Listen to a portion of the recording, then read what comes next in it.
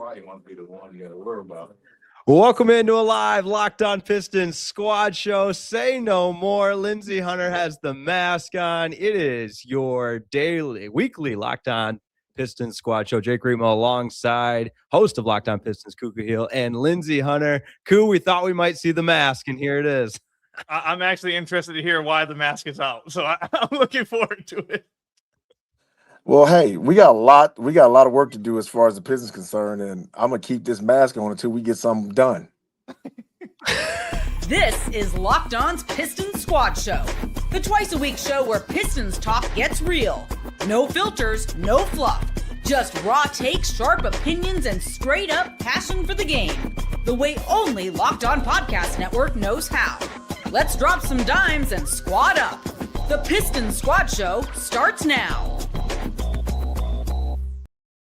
Welcome in. It's the Locked On Pistons squad show. Jake Riepma alongside host of Locked On Pistons, Khahil, and two-time NBA champ, Lindsey Hunter. Happy to have you along on the number one sports podcast platform, the Locked On Podcast Network. Make sure you like today's show and subscribe to the channel. And today's episode is brought to you by Odoo. Great organizations win because operations matter, and that's why you should get Odoo. Try for free today at odoo.com/lockedon. That's Odoo, ODOO.com/lockedon.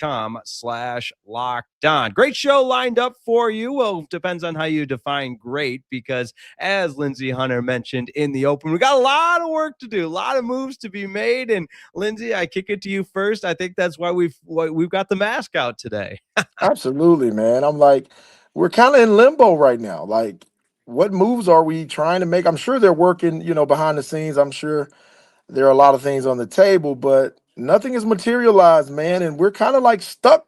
We're just stuck in neutral right now. The Duren thing is still playing out.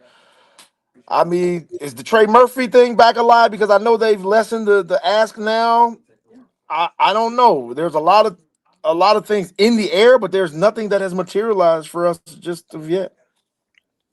Yeah, the Pistons, we're gonna get into it. The Jalen Duren stuff, I think, has really thrown a wrench into some things. And we'll discuss that. But I have no clue where they're at right now in the offseason. So I don't know what they're going to do, if they're going to do anything more. I think being in limbo is the perfect way to describe it.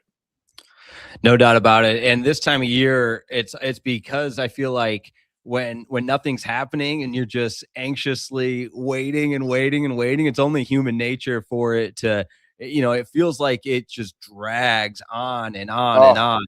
And the English language is funny, and I don't know semantically if saga is the right word for it yet, but that's obviously what the Pistons want to avoid, what any organization wants to avoid, because the unrest, the uncertainty of an offseason and the future of the franchise really does hang in the balance, and it's yet to be determined for better or for worse. But the fact remains, the uncertainty of it all is very, very much leading into some uneasiness, I think is probably the best way to put it. Lindsey, do you want to explain to everybody what exactly is the reason for having the mask on? Let's get to it. What has got you to the point where you feel like the mask had to be brought out? Well, because I think we've all said it in our own way. We haven't done anything. We haven't. Have we gotten better? I think all of us will agree we haven't gotten better. My next mask is going to be the Jason mask, because I'm going to start searching for people next. We got to make something happen, bro. We got to make something happen. I'm not happy right now. And I'm looking at all these other teams. I'm looking at Philly. Philly's all of a sudden, we're a contender now. We got Jalen Brown. They made like 5 moves in like 24, 48 hours. They made quite a few moves. Right. And I'm looking at Boston. Now Boston has jumped into Trey Murphy sweepstakes all of a sudden. So everybody's trying to do things that kind of we thought we would be active in doing. And it's kind of throwing a monkey wrench in all of our situations. And hopefully we can kind of sort through it and find some light at the end of this tunnel. But right now, man, the only thing I see at the end of the tunnel is a train.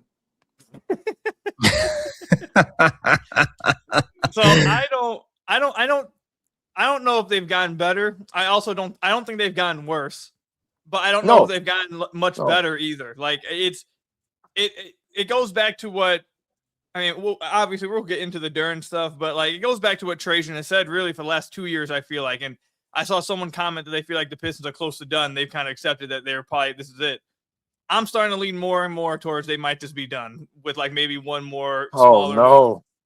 I'm starting to think that might be the case because Trajan has, if you go back and just listen to what Trajan has said, he has said over and over that the way they're going to reach their ceiling is by Cade, Ausar, and Duren reaching their ceiling. He has said that over and over, that the way they're going to reach to where they want to get to is on those guys and their internal development. And they've used up their MLE. They're staying over the cap. Tobias is gone. They've traded Stu. It's not that they're stuck. It's not that they can't make any other moves, but they only have one roster spot remaining, I believe, right now. Sasser be on his way to Dallas. Again, they haven't added the secondary scorer that I think a lot of fans wanted to add, but they did add shooting. They added another shooter, and they've added more shooting to the team, and we've heard Trajan say over and over that he felt like shooting needed to be added too. So I think one of the questions for why they haven't done much so far can be addressed in the topic we're going to address soon in Jalen Duren, but I don't think they've gotten worse, but I also don't think you could really argue just looking at paper, which I will say this in defense of Trajan. I'm not trying to be on here carrying his water the whole time, but in defense of Trajan, over the last 2 years, I don't think many people would say on paper this team looks like they're going to make this big of a jump, and each year they have because the guys have gotten better. So playing roster on paper isn't always a great thing, but I do agree with Lindsey that I don't know how, just looking at the team now, you can say they got much better. I don't think they've gotten worse, but I don't know how you can say they've gotten much better. Right. And that's my thing. Even with the John Collins move, I think that was just a lateral move. I don't think that, if you look at the two players, they kind of cancel each other out in different ways. They both are different type of players. Who's better and who's suited for the team? You don't know. Tobias had a great run with us. Had an awesome playoff run. We don't know how, the other guy's going to fit in. We don't know how he's going to, kind of play that role. That's the hard part about this time of the year when you don't know. You're signing guys, and he's been a really decent, good NBA player. But how is he going to impact winning for the Pistons is our biggest question.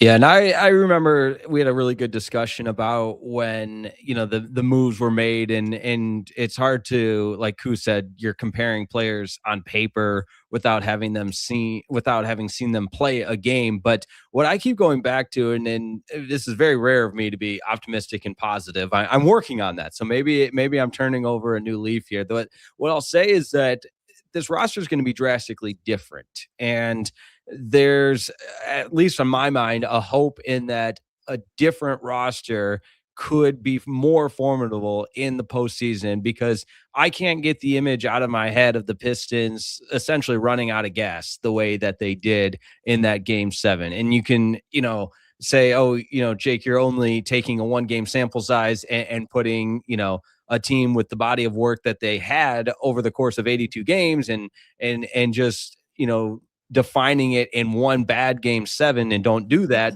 But at the same time, I just felt like, man, you got the most out of what the 2026 Pistons were. And to get to where this team wants to be, some changes were necessary. I think a lot of us are all on the same page in saying that we'd hope those changes were different than what ended up playing out. There's a lot of theories of why it was that way. I think everybody on this program has kind of subscribed to the pivot theory, that they had to move here, they had to pivot, they had another move maybe lined up that they had to pivot. But the fact of the matter is, this is going to be a different team than what we saw in 2026 fizzle out and run out of steam in that Game 7.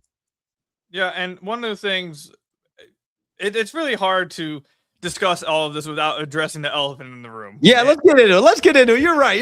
Let's rip the Band-Aid off. Come on. So, Jade, every single thing, every part of the Pistons team build, every part of the questions about the team, the struggles in the playoffs, the questions about the future, Do we all agree that it really comes down to Jalen Duren? Like, Jalen Duren's at the center of a lot of these questions. Like, if their center last year, if he plays how we expect him to play last year, in the regular season, in the playoffs, they beat Cleveland in 7 games. I don't think we're having as many discussions about the offense.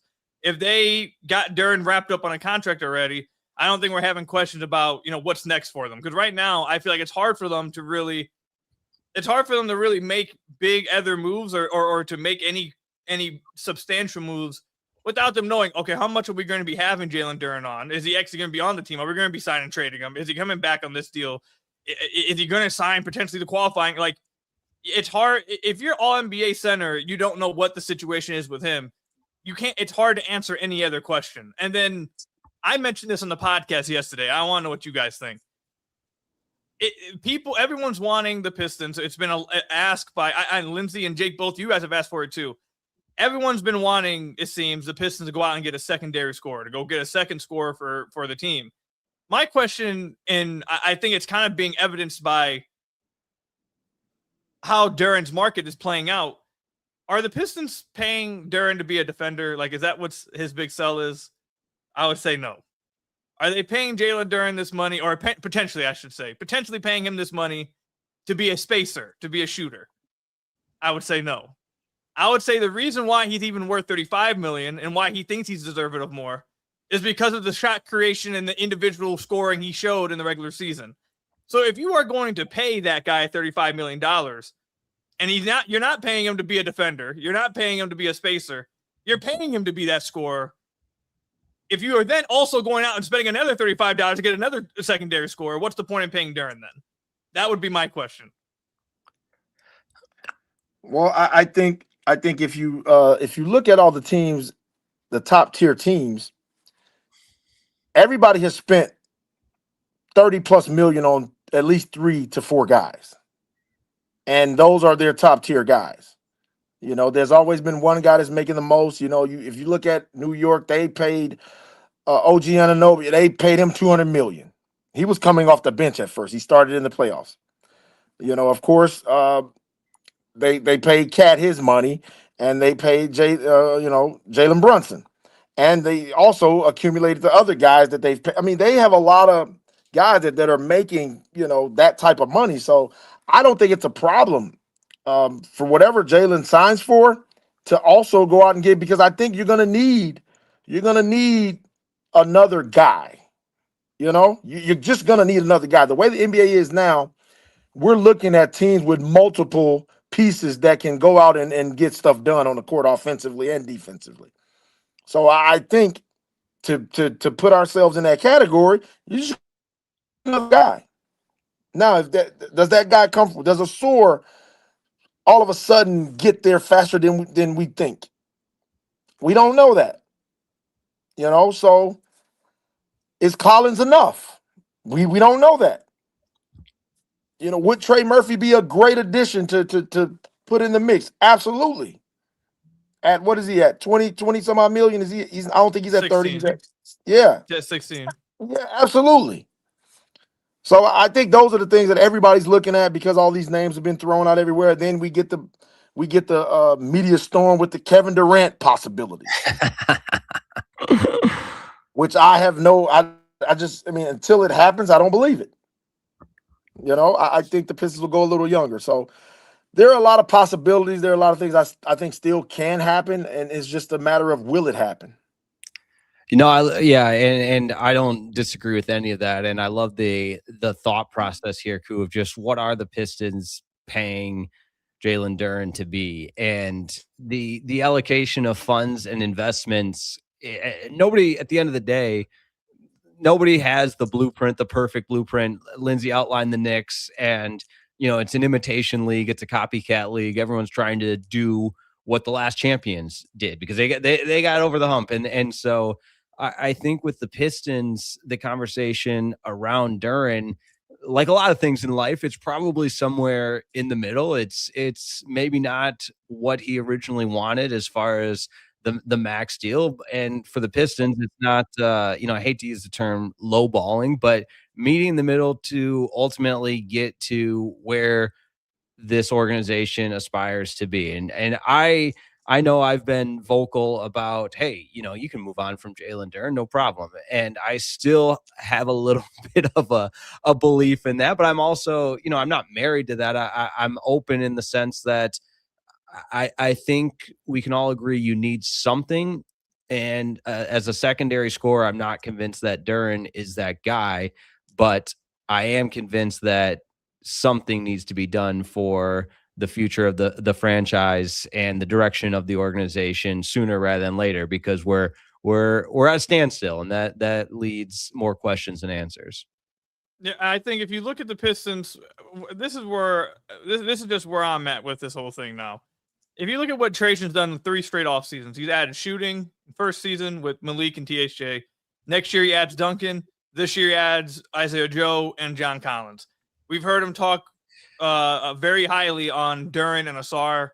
Obviously, like I just mentioned earlier, I feel like Duren's only being paid because his skill set, what makes him Duren, is not a defender. It's not that he shoots. It's that he can create. It's that he has this on-ball potential that we saw last year that really flourished in the regular season. And if we are to look at the signings that they've made so far, and again, it's only been like a little bit over a week since free agency started. So things can change. We got 2.5 months to go until anything potentially could happen. So things can change on just like that. But if we are to look at the roster right now, to me, what their actions have said to us, they can, and if you listen to what Trajan has said over the last few years, I feel like if you just look at their actions, it's telling me at least that we are going to add spacing around Cade, Ausar, and Duren. We believe in Duren to be a secondary scorer. We believe what he did in the regular season is real. We want to put the ball more in Ausar's hands. We want to see them get to the best versions of themselves. How do we think they can get to the best version of themselves? They need the utmost spacing possible around them. So we're going to go get a better shooter at the 4 than Tobias. We're going to get Collins. We're not going to just have Duncan. We're going to have Isaiah Joe as well. And we're going to go get Ebuka Okorie as well. Like, to me, their actions are screaming, we believe in these 3 guys. These 3 guys need to be put in the best position possible to reach where we think they can get to. And how can they do that? It's with more shooting. Now, that doesn't mean they don't go get another shot creator. Again, it's only been over a week, a little over a week of free agency. Things can change just like that.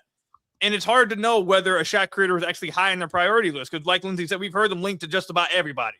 We've heard that any name that's available, we hear them linked to. And none of it's actually happened. We heard Isaiah Joe a few weeks ago, and they actually did go out and get Isaiah Joe.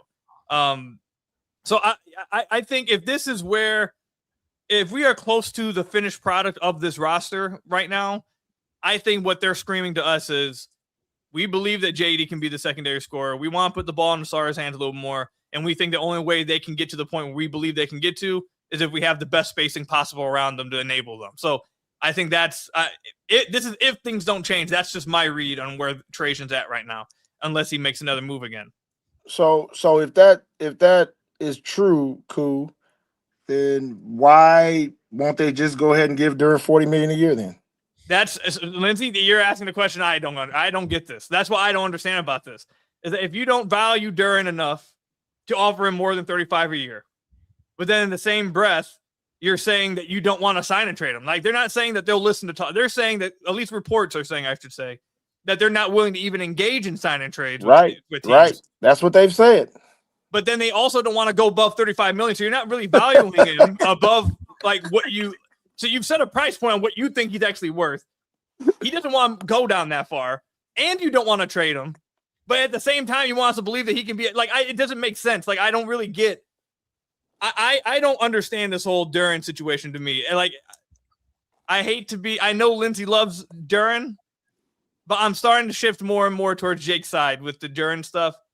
In regards to, it's not even about Duren the player. Duren the player I like and think he has a crazy future. But if you don't believe that this guy can be a secondary scorer for you, then you should just sign and trade him then, because that's the only sell for him. Like, his sell is not going to be I'm popping out hitting 4 threes. His sell is I'm going to be Rudy Gobert on defense. His sell is I can get the ball at the high post. I can hit a face-up jumper eventually. I can get to the basket and score myself. I can score 20 a game. If you leave me on an island, I can get to the paint and I can make reads. Like, that is his whole sell. Amari Stoudemire, basically, like a lesser version of Amari. That is the sell. And if you don't believe in that sell, then you need to trade him. Then, like, you just need to move on from him then. And if you do believe in it, then enable the players around him to get to that point, which is what I think they're doing. But then in the same breath, like you said, Lindsey, why are we getting this messy publicly to where we don't even know if he's going to be back? So it's confusing. Yeah, and my thing is this also. Does everybody think that like he is at his ceiling? Is that the problem? Like, I hear a lot of people thinking that like, oh, he's at his ceiling. Like, this is the best we're gonna get from him. And I'm on the way other end of that. I think he's just scratching the surface. I think he has a lot of growth to do. I think he'll continue to get better till he's 26, 27. No, that's a great point. And I think I'm trying to follow along all of the comments in the chat, one of the beauties of the live show. And I think that's what C-Man 8506 is comparing in a conversation between Alperen Sengun and Jalen Duren. He uses the comment that half the player Duren will be. So putting in that context of the player Jalen Duren will be, certainly alludes to your point, Lindsey, that there's growth and development that can continue to happen in just how young he is as a player overall. Listen, if you're asking me right now, do I think there's more of a ceiling for Jalen Duren? I think it's a good discussion. There's no way to really prove it. I was positive earlier in the show, so I'll be negative now to even it out. But I don't know. I don't see what part of his game would improve to the point where he reaches kind of that next caliber of player. Go ahead. Do we have enough time for me to answer it? Yeah, we got plenty of time. Come on. We'll get to those breaks whenever.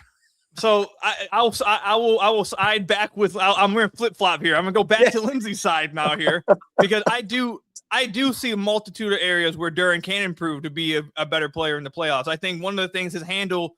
I went through and did a real deep breakdown like last week. I went through each one of his turnovers. I went through each one of his half court possessions and just looked at like what was the difference between the regular season where he dominated versus just what happened in the playoffs. I think his handle got exposed a bit in the playoffs. He got that right to left crossover that he loves going to in the regular season. He got ripped up on that, I believe, 5 to 6 times, and it kind of ruined his confidence on that. He'd stopped going to it, and it started making him try to go to secondary moves that he just didn't have. So I think his handle got exposed quite a bit. His turnover rate doubled in the playoffs. So I think his handle can improve. And I think that will help him a lot in the playoffs. 2, I don't know if Lindsey, I'd love to know if you agree. I think mentally he was just really not there. I think he got knocked out of it early in the Orlando series because this is a guy that all throughout the season, I don't know if he dropped more than 2 passes all year during the regular season. Like, I don't think he dropped a rebound all year. Like he one of the best things about Duren was that his hands maybe were one of the best in the entire league. Like, he just didn't drop anything. And in the playoffs, he was dropping rebounds. He was dropping passes. He was losing control of the ball. Like, that to me screams mental. That screams I'm in my own head. I'm thinking too much.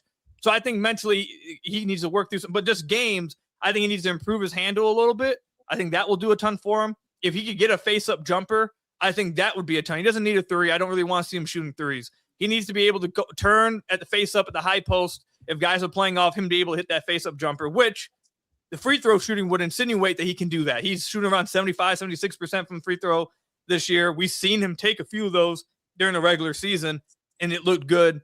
So I think that's 2 areas where he can really improve. And then the main one that I've said, I was saying it all year. I think I even mentioned on this podcast when we started in February, the passing has to come back. The passing was gone this year. He completely stopped passing because he just was all out. I'm Joel Embiid. I'm scoring. Every time I touch the ball, I'm going to put the ball in the basket. And he completely went away from the passing that made him so intriguing the first 3 years of his career.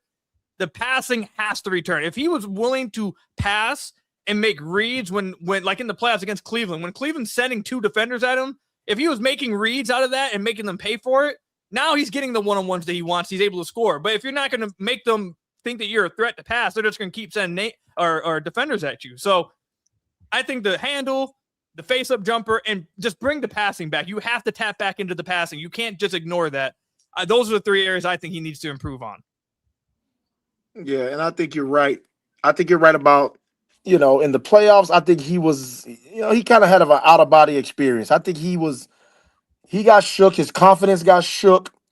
And I think that made him try to focus solely on scoring. Like, he wanted to score in the playoffs, and unfortunately, teams loaded up and we're not letting him have those easy rolls. And you're right, Koo. He went away from doing the little things like making reads out of those situations where there were a couple of times he had a sewer roll into the rim. All he had to do was throw it to the rim. He didn't. He tried to do something else, and it ended up being a turnover. So I think, for him having a playoff run like he had, it could do two things. It can make him way better because he's going to go home and say, you know what, I got to get better at these situations, or he'll accept it and not. And I don't think he's a type of kid that will say, I'm not going to do anything to get better. No, I just got, I need the ball more. You know how some people say, oh, I just need the ball more. No, I think he realizes, hey, I got things to work on. If I want to take my game to the next level, as far as being dominant in the playoffs, I have to get my jump shot better. My handle has to get better. My footwork has to get better. I have to get me a back to the basket go-to move and a counter. Those are 4 or 5 things that he has to do. And if he does those things, I think we will see him to climb the ladder and continue to get better in the next 5 years. The counterpoint is big. I think that was one of the main things that jumped off the film last week when I went through his playoffs. Once his initial move was taken away, he looked like he lacked confidence in the counter, and that's when he started fumbling the ball a little more. He just didn't have as much. He just didn't have as much confidence in what. Once you took away his first move, he was just lacking confidence in what else he could get to. I think he can get better. My concern with Duren isn't that I don't think he can get better. It's just like we did. I know we're running a little too long, so I'll cut it short. But like the Lakers paid Kessler, who I don't think is a better player than Duren, but because he's a rim protector.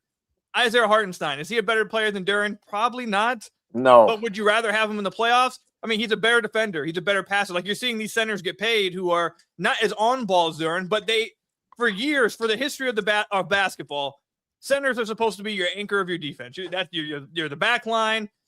Like that's what they expect. And if you are not one of those type of centers, you need to be super special in whatever else you are in, wherever else you do. So if you don't think that Duren's that special, you just shouldn't pay him then. If you do believe he's special, pay him and let's develop him. But if you don't think that, let's start talking sign and trades then, because I don't really get what we're doing here then. Yeah, it does feel like it has some of the this or that. Go ahead, Lindsey. Well, the thing about it, the kid had a poor playoff showing. We all realize that. There are other guys that had poor playoff showings that are making way more money than Duren. We can look at Chet Holmgren against San Antonio. He was a no-show. Like, he was a no-show. They're not trading Chet Holmgren. And they've already paid him. They've already paid him, So things like that happen, but we can't, you can't throw the baby bathwater and say, hey, he just had a horrible playoff. He's not worth this amount of money. No, I don't see a problem with paying him $40 million. I think he earned it. He had a horrible playoff series. We all know that. I think he knows that. But I don't think you totally penalize. Now, I don't think you give him the max that he could get, but I don't think you totally penalize him, for a bad showing in the playoffs when he proved for 82 games that, hey, I think he's more of the 82 games than he is more of the playoff series. Yeah, there definitely is a reactionary element to it, or an overreactionary element to the playoff struggles that I'm guilty of. I think a lot of people are. And Jake, you want to get rid of him, Jake. I feel it in your spirit, Jake. You really want to get rid of him. we did our first segment for a half hour, and Lindsey's just going to summarize it with just, Jake doesn't like Jalen Duren. He wants to get rid of him. There, if you heard nothing else, take that away. Yeah. So there you go. Locked On Boss, this 30-minute opening segment before I hit the commercial read. Don't go anywhere. I'm finally getting to a break. We'll be right back. Continue the conversation right here on the Locked On Pistons Squad Show.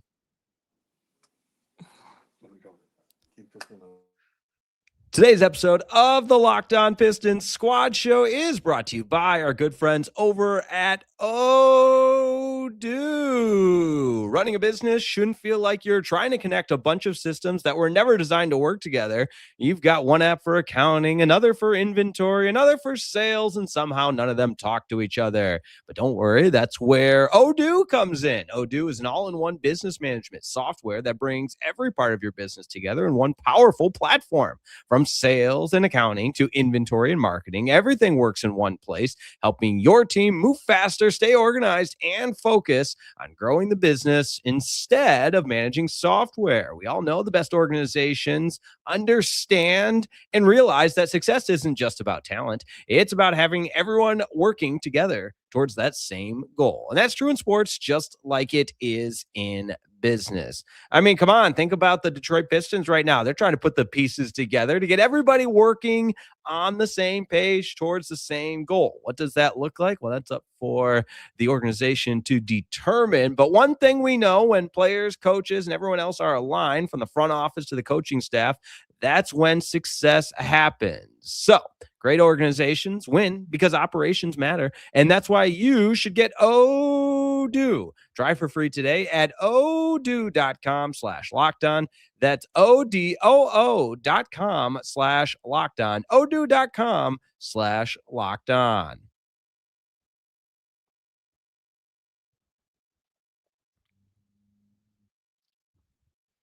It's the Locked On Pistons Squad Show. We got Lindsey Hunter back and just half-mast right now. I had to put my Detroit, you know what I mean? There my you Detroit go. specials on. There you go. I love it. I love it. The Buffs. And we got Khahil, host of Locked On Pistons, with us as always, which is my shameless plug and transition into the Everydayer Club. Make sure you check that out at lockedonpodcast.com/everydayer. Ad-free audio experience for you. Just tremendous stuff all the way around. Start your 7-day free trial right now and get closer to your team without interruptions. We'll put the link in the description as well. That's lockedonpodcast.com/everydayer. All right. I think we just keep the conversation. We just keep it rolling. And Lindsey has pointed it towards me that I don't like Jalen Duren and I want him gone. And he can. And I wouldn't say you don't like him. That's but not you the do. case. You wouldn't mind him being out of here. I'm open. I am open for. You can put me in that same. I'm open to anything. I'm open to anything at this point. Yeah, but no, cool. You're cool. You're all over the place.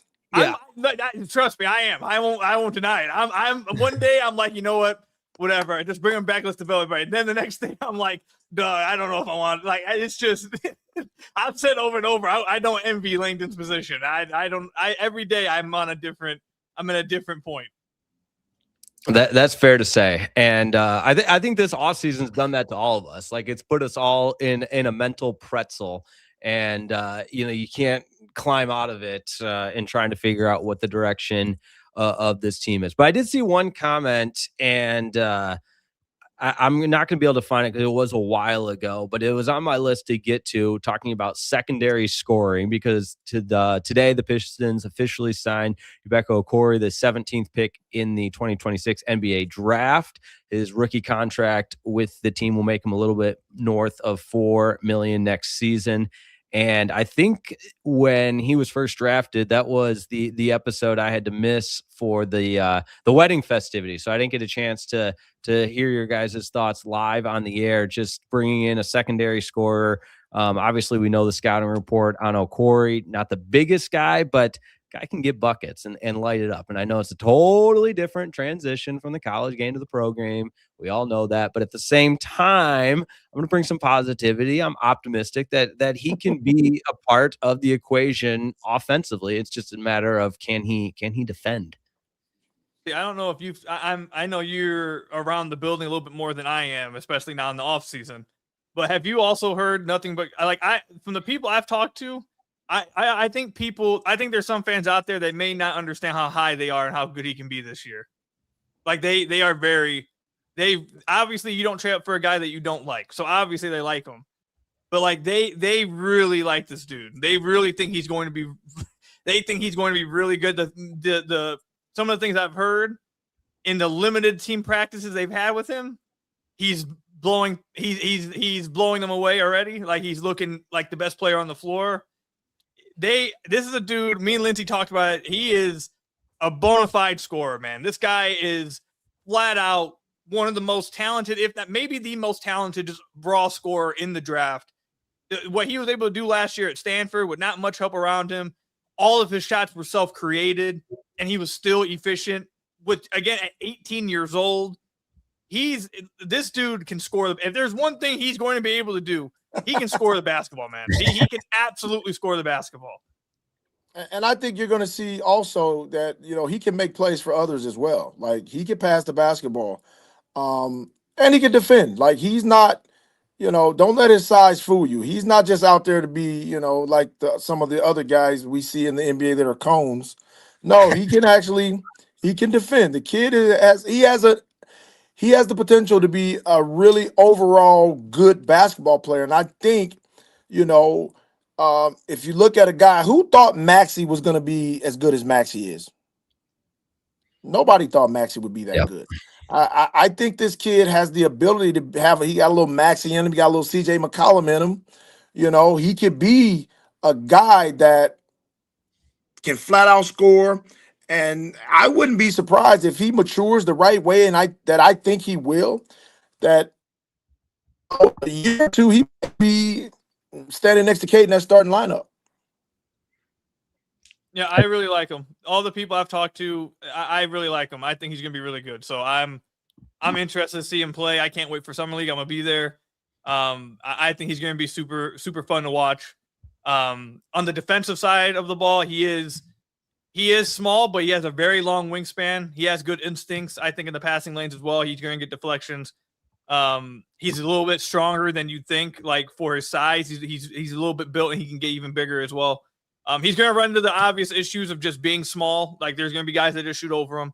But he's going to be a guy that, he should be able to impact because of his length and measurables and how much he tries in that end. He should be someone that really is active in the passing lanes. He should be active at the point of attack. He should be getting some deflections.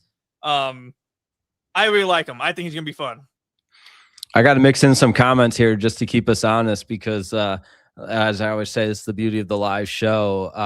Some of the comments don't like what our take on Okorie. Joe or Jay. So I don't know how to pronounce it. So Fessy, this is sad, guys. Stop overrating a 6'1" rookie.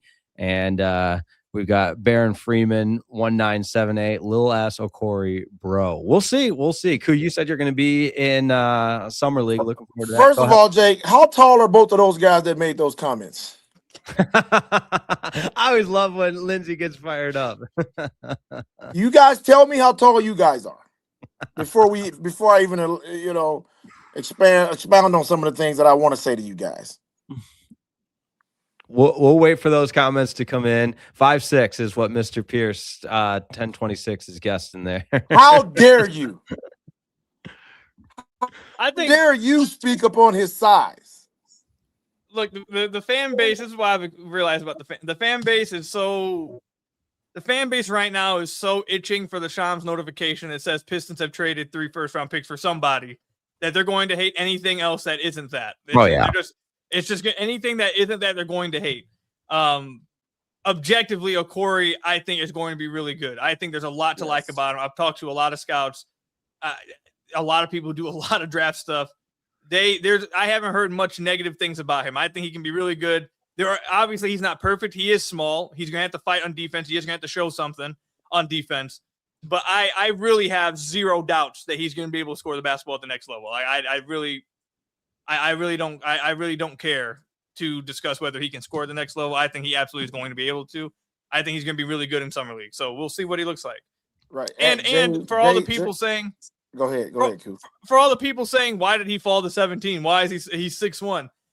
That you understand that argument makes absolute zero sense as we watch all these great players consistently fall to 16, 17. They 18, must have forgot 19. where Jalen Brunson was drafted at. Just because a guy doesn't go. First of all, this is a deep draft. To be honest, if you want to know why you fell to 17, because there's a deep draft and there's a lot of guys that people like. This is a really good draft class. That's one. Two. Why are we assuming that other teams' draft evals are better than the Pistons' draft evals? I don't really care where he went. Like, what's your draft eval? What do you think about him? If you got a good player at 17, AJ Mitchell went 38. If people say, oh, well, why do you care about AJ Mitchell? He went 38. The Pistons drafted Bobby Clintman in 36. If they would have drafted AJ Mitchell, I don't think we're having this discussion. So, I don't really care where a dude went. Just tell me what your eval is on him. If you like him, okay, your eval better be right. Yeah, and this guy, J. O. Sophie, however you pronounce it, talking about he better be AI. Bro, there's only one AI in the world. Stop it. If we get CJ McCollum close to that, if we get close to Maxey, we're fine. And you said you're 6'1", that means you're 5'9". I already know how that game goes. No doubt. No doubt. All right, let's keep it rolling. We got a little bit behind, thanks to me not hitting the break. Got one more to hit. We'll keep it going. We'll keep taking your comments and keep the discussion going right here on the Locked On Pistons Squad Show. All right, today's episode of the Locked On Pistons Squad Show is brought to you by our good friends over at Indeed. That's right. I've been telling you all about Indeed, and you understand that workplace can stack up quickly and it can hit you hard. And sometimes you need to find that right hire, and you need to find that right hire quickly and efficiently, because we all know time is money. So why waste time looking for candidates that don't match your specific needs? Those needs like the skills to do the job, the certifications to do the job, and the location. So yes, less time spent looking for candidates is more time spent finding the right fit. You know that there are plenty of ways to find that next quality hire. And right now on Indeed, people are finding those quality hires faster. Companies like yours made 27 hires on Indeed, according to Indeed worldwide data. And don't forget that the whole recruiting process can be stressful on a company. So finding that right person completely changes the trajectory of that company or of that team, and maybe can help your business take the next step by finding the right candidate. So spend less time searching, more time actually interviewing candidates who check all your boxes. Less stress, less time, more results. When you need the right person to cut through the chaos, this is a job for Indeed sponsored jobs. And listeners of this show will get a $75 sponsored job credit to help get your job the premium status it deserves at Indeed.com/podcast. Just go to Indeed.com/podcast right now and support our show by saying you heard about it on the Locked On Pistons Squad Show. Indeed.com/podcast. Terms and conditions apply. If you need to hire, this is a job for Indeed sponsored jobs.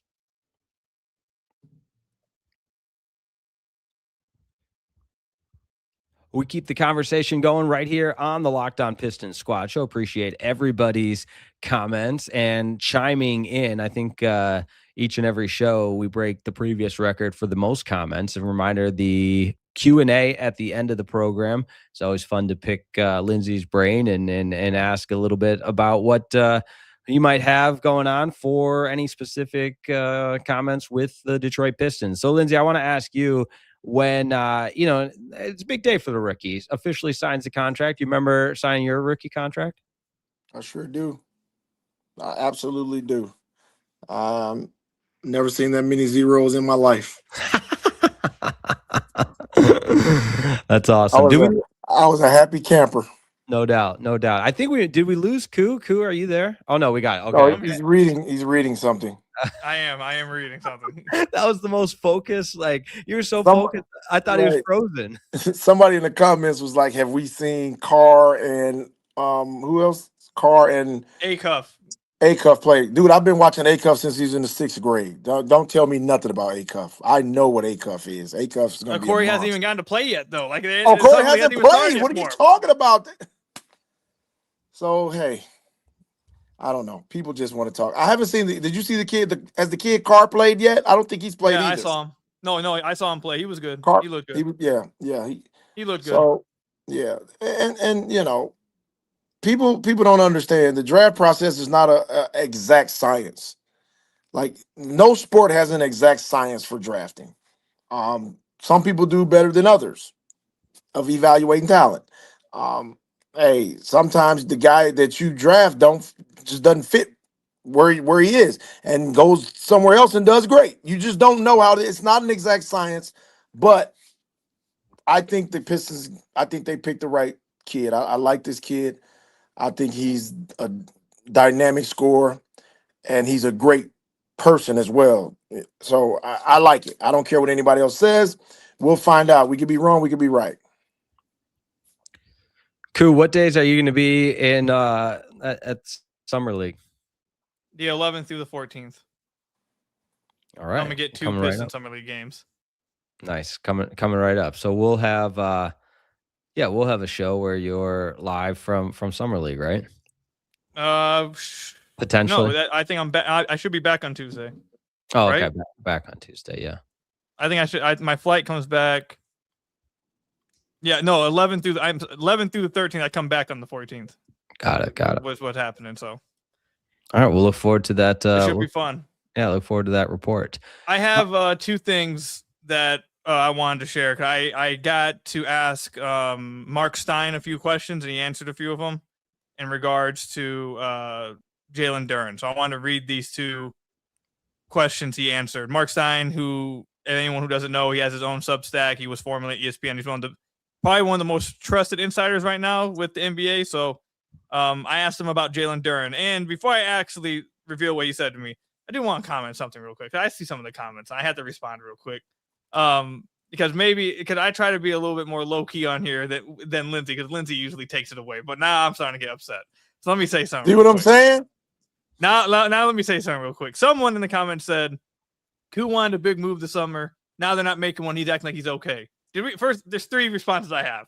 One, this first segment, we just sat here and talked about how we don't think they're much better. We can't say they're worse, but they're not much better. I don't think anyone said that this has been an amazing offseason. That's 1. 2, Khahil has been sitting here saying for a year and a half now, please go trade for a starting 4. I wanted a starting 4. I've been wanting a starting 4 for 2 years now. They just signed John Collins. Just because I've accepted reality and other people have not, don't hold me to that. They have signed John Collins. What am I supposed to do? Sit here and say go get a 4? It's over. They got their 4. There is no more trade for a 4. It's done. They went and got their 4. There's nothing for me to sit here and talk about now. We got to just move on. And lastly, third thing I have to say is people. I don't why are people talking about Trajan like he's an idiot or like he hasn't done anything. That's what the Detroit fan base does. It doesn't matter to the GM. They're going to crucify the GM. Dude, they won 14 games. They went from 14 to 44, 44 to 60 while not making a ton of moves. And in each summer, you guys probably hated those moves because they didn't go trade for a star. And each year they took big jumps. So I'm not saying that this offseason has been great, or that I'm in love with the offseason, or that I'm in love with the fact they didn't go trade for a starting 4. What I am saying, though, is that Trajan for 2 offseasons now has made this team jump way higher than I thought they could get to. So I'm going to give him the benefit of the doubt that he knows what he's doing before I destroy him this upcoming season. If the team sucks this year, then we can say something about him. But if Trajan has tried to make moves and now he's just decided the price is too much, it's not going to be beneficial for us, I'm going to give him the benefit of the doubt because he's been right the last 2 off seasons. I'm not like everyone can be up and mad and cry about we don't want to hear internal development no more. Well, internal development got you from 14 to 60 wins. I don't know what to tell you. Like internal development got you from 14 wins to 15 years without a playoff series win to a playoff series win. It got you from not winning a game at home in 18 years or whatever it was to winning multiple home playoff games this year. It got you from not having a 60-win season in 20 years to a 60-win season for the first time. That's what internal development got. So I'm not going to kill Trajan until we actually are given a reason. Like, I don't know. I don't know what people, whatever. I think people are just too anxious. Everyone wants to get their Shams notification that says Pistons. That's what it is. Everyone wants the Pistons to join in on the transaction fund, not understanding that transaction fund doesn't necessarily lead to team wins. So, well, that's what happens with GMs. It's just like the Lions. The Lions went from being bad to really good. Everybody trusted in the GM of the next 2 years, and all of a sudden, he's not doing anything. He's not making moves. We need a secondary. We need another pass rusher. Oh my God! That's just the reality of it. They want to rage bait us, and I'm the right run to rage bait. I don't mind raging. Well, see, I actually think raging is healthy for you. So rage bait me, I'm with it. The thing that's crazy to me too, though, is that Brad Holmes got where Pistons are at right now is like where the Lions were in that 15-2 season. Like that's where they're at. There's been 2 years now since then where fans are like, okay, we had our chance. Have we missed our ceiling or missed our window? The Pistons haven't even reached that point to where there's like been the offseason or the season that disappointed where you can say Trajan sucks or that Trajan's underperforming. We haven't even had that underperforming season yet. So like, can we at least see it happen? And again, I wanted a starting four. I wanted them to go trade for MPJ. I've been vocal about that for months. Like that's what I want. I don't want MPJ. Well, look, whatever it was, trade for a starting four. But once they signed John Collins, it's like I'm not going to say you keep saying trade for a starting four. I'd just be delusional. They're not like there is no starting four coming. Their starting four is John Collins. Like they signed them. It is what it is. My dream is done. Now it's time to move on. But anyways, Ku accepts reality. I love that. I love that. I don't know. I don't understand what it is. What it is. Anyways. Let me read what Mark Stein said to me about Jalen Duren. I had to rage real quick about that because some of the comments were just absolutely killing me. Like I don't who you wanted a big move, but now you're okay with it. Well, you want me to sit here and you want me to just be delusional that starting four is still coming and that John Collins is going to be a backup? I don't know. Anyways, I asked Mark Stein, what's going on with Jalen Duren? Do we have any updates with him? Is he still looking for teams to sign him? Are the Kings interested, or are we just sitting in the staring contest part of this with him and the Pistons?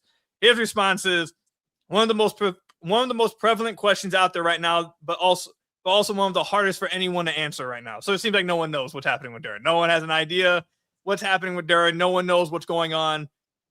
Then he was asked about, besides the Duren situation, has there been any indication that Detroit's going to make another move?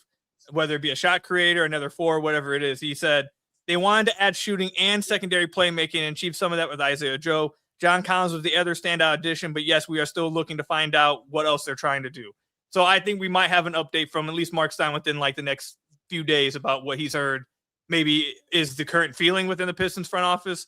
So we're going to find out, I think, in the next few days. I think at the very least, my overall thoughts is at the very least, they need to clear up this guard room. If they're not going to get, it seems like they're done with they got their starting four, is what it is. But they have like 9 guards now. They only have 1 4 still on the team. They need to clear out this guard room. Go take some of these pieces. Go get another wing. Go get a 4. Whatever it is, like they need to clear up that guard room. Is where I'm at with this. If that's all that's left, then at the very least, please go get me another 4 because they can't go 3 straight years with only 1 4 on the roster again. Well, this is the problem a lot of times when the season ends and you had a great regular season. We got to the second round but didn't, finish the way we wanted to. People expected, the Pistons are gonna, because that's all. What did we keep hearing when the season ended? Oh, the Pistons are going star hunting. Oh, they're looking at Kyrie. They're looking at Kawhi. All these big name guys who I was like, I just don't see that happening here. Like, our guys are too young to go grab Kawhi Leonard and have a 1-year rental. Is that what we're talking about doing? Well, if Kawhi says I'm not extending, he's going to resign. Yeah. Why? Yeah. Like, there's nothing that anyone can. Like, if Kawhi says if you trade for me, I'm not extending. Like, what do you want to hold him hostage? You're like, what you want to put the ski mask on and force his signature on the extension? Like, what is exactly the expectation there? Oh man. If you go for Kyrie and Dallas says we're not trading him, sorry, we're not even listening to trade talks. What do you want? You want him to go pull up on him? What is the next thing to do? Like, you wanting to go get Kobe White? Charlotte doesn't even let him reach free agency. What the hell do you like? That's why I don't understand. Like, people can be upset, but what is it that you wanted to happen? If you don't even get to the chance, if you don't even get the chance to get to the table, what are you supposed to do? I don't. Everyone, how about this? Lindsey, let me ask you this. Lindsey and Jake in the comments. Everyone wants the Pistons to make a big move. Trey Murphy. Trey Murphy is the name we keep hearing.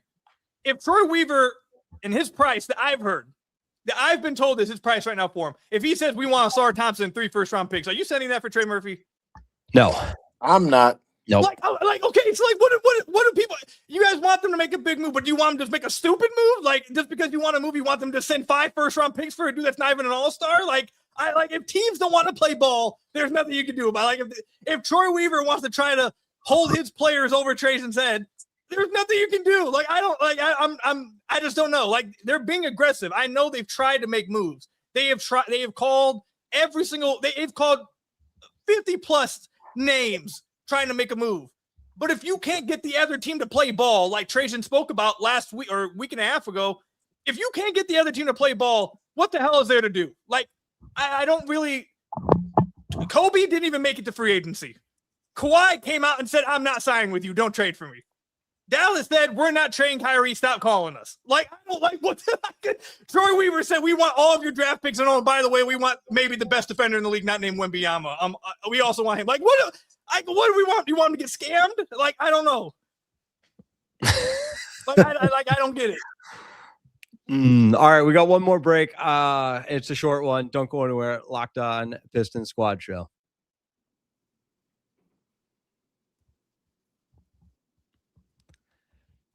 I like it, Khahil. You lay it out there. It's that simple. 8 years ago, they traded for Blake Griffin, big name, traded all this stuff. Everyone hated him a year later. People still talk about to this day. Oh, that ruined the franchise. But yet here we are now after a 60-win season. They want them to give up all their assets, all their young guy. That's not even like a good trade-off. If it was a good trade, fair. But you want them to just overpay for a dude that's not worth it just so you can say they made a move and you got the Shams notification juice? Like, what are we talking about here? Hey, man. Like seriously, what are we talking about? Can't satisfy the fans, man. That's why it's short for fanatic. Can't satisfy them. We'll be okay. But hey, cool. I'm glad you got that off your chest. I feel better for you. It's killing me. It's like the comments, the talk around the community is absolutely killing me. Because that's why you rage. You have to get that off. You can't let it just stick with you. You got to rage it out. Because there are two scenarios here. This is the two scenarios the Pistons currently live in. We have now watched multiple of the top targets go off the board. We've watched multiple of their top targets go off the board. KD, I know Lindsey sounded like KD wouldn't be someone you'd like. I actually would like KD on the team, but let's just move past KD. You want his burner account too? I'd hope since he likes Cade, he wouldn't have to deal with the burners here. I just would hope that's the case. But yeah, but some of the other players are going to get it. This is the scenario the Pistons currently find themselves, at least it appears to be. Either one, Trajan realizes we've missed out on the guys we wanted to get. Their price is too much for some of these other guys. It makes better sense for us to just wait and make a move when it's available instead of overpaying for a guy right now. Or two, they can go and operate from we're desperate. We won 60 wins. We won 60 games. We have 3 guys under the age of 24. They all have insane ceilings. But you know what? Actually, we are a desperate team. We're the Sacramento Kings, actually. All that, apparently that didn't happen. We're actually the Sacramento Kings with no future, and we need to panic right now. Let's go trade everything and pay 200 times the value on a player. Doesn't say we made a move this summer. Which one do we think is smart? Like, which one do we think is the smart thing to do here? Like, what are we talking about? If there was a deal out there that made sense, they should go make it. I wanted them to make a move.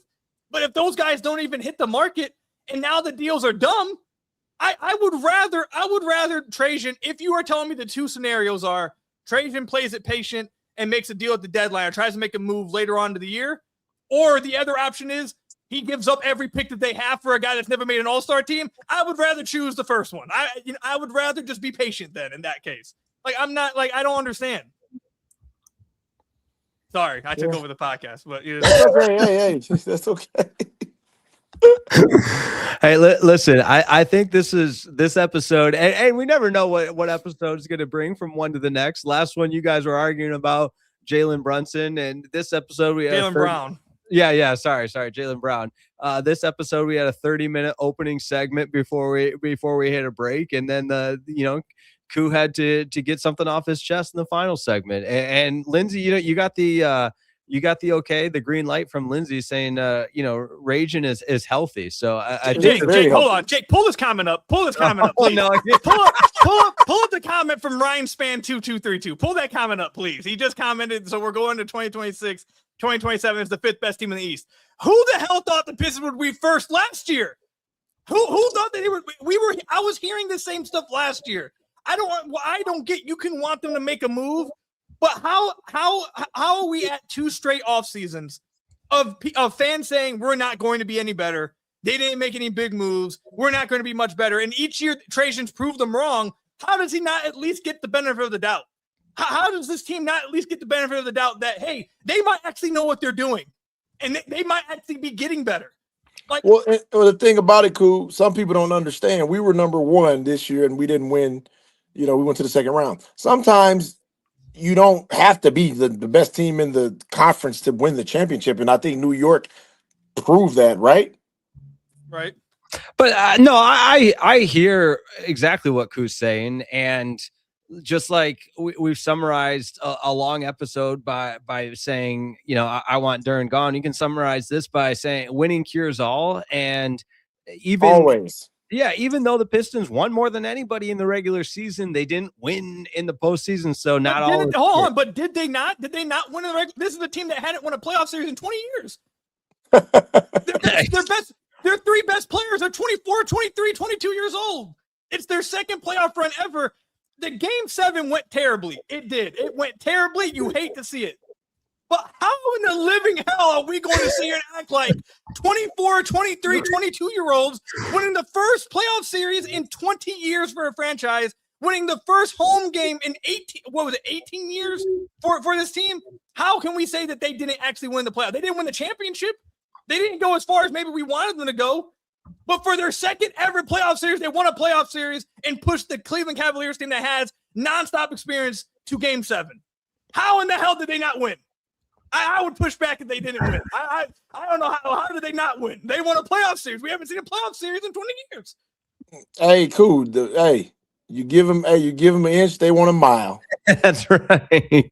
That's right. All right, we'll be back with you guys on Thursday for another Locked On Pistons squad show. We're still twice a week until I believe the end of the month. I'll double check on that. Me following the lockdown orders and rules is never a strength of mine, but we'll figure that out at a later time. 2-time NBA champ Lindsey Hunter, host of Locked On Pistons, Khahil. My name's Jake Riepma. Thanks so much for tuning in. Make sure you like today's video and subscribe. We'll talk to you on Thursday on the Locked On Pistons squad show.